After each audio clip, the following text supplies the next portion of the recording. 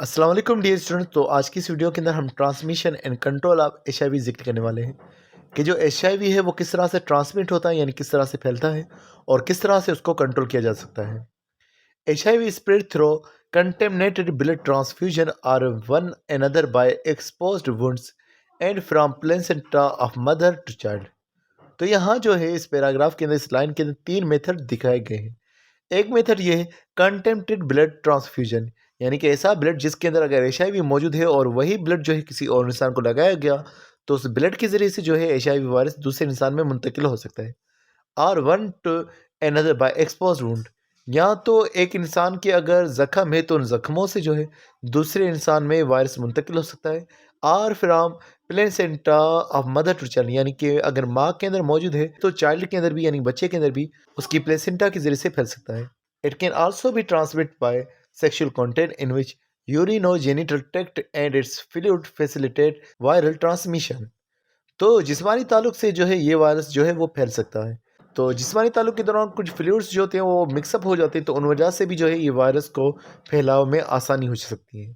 Those who share are vaccinated through unsteroid syringes become cause of viral transmission. तो वो लोग जो syringes को शेयर करते हैं या फिर वो लोग जो वैक्सीनेटेड होते हैं एक ही सिरिंज से या अनस्टेरॉइड सिरिंज से, यानी कि जो क्लीन सिरिंज ना हो, तो उस वजह से भी जो है वायरस फैल सकता है।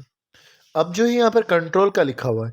पहले हम पढ़ चुके कि किस तरह से वायरस फैलता है, जिस्मानी ताल्लुक से फैलेगा, ब्लड ट्रांसफ्यूशन से फैलेगा, या फिर जो है ज़ख्मों से फैल सकता है, या सिरिंजेस के यूज़ से फैल सकता है, या फिर जो है माँ से बच्चे में ये मुंतकिल हो सकता है।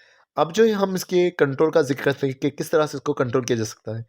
In the spread of H I V one should take precautionary measure before having sexual interaction. तो जिस्मानी ताल्लुक बनाने से पहले इंसान जो है एहतियात कर ले। उसके अलावा लिखा हुआ remain intact with religious Islamic preaching, इस्लामी यानी कि मजहबी तालीमात से वो जुड़ा रहे। उसके अलावा get vaccinated to prevent from opportunistic infections during AIDS. तो उसके अलावा ये भी लिखा हुआ है कि इंसान जो है वो वैक्सीनेटेड रहे ताकि जो है वो एहतियातन वायरस के फैलाव से बच सके।